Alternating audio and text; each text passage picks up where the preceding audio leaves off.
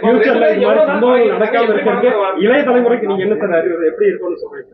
Tamil Nadu government மாண்புமிகு தமிழ்நாடு முதலமைச்சர் அவர்கள் ஒரு 2 years பேக் வந்து நமக்கு காவல் உதவி ஆப்னுங்கிறத ஒரு இன்ட்ரோடியூஸ் பண்ணாங்க. அது நம்ம எல்லா அவேர்னஸ் மீட்டிங்லையும் நம்ம எல்லாருக்கும் சொல்லிட்டு இருக்கோம்.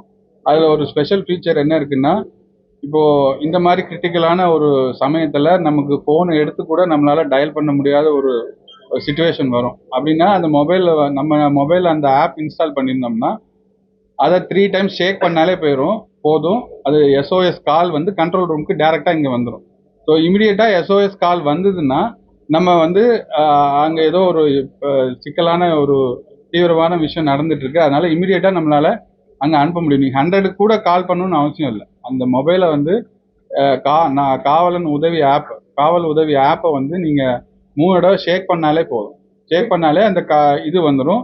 அப்படி ஷேக் பண்ண முடியாட்டாலும் அந்த ஆப் ஜஸ்ட் ஓப்பன் பண்ணி அதை ஓப்பன் பண்ண உடனே ஒரு SOS பட்டன் இருக்கும்.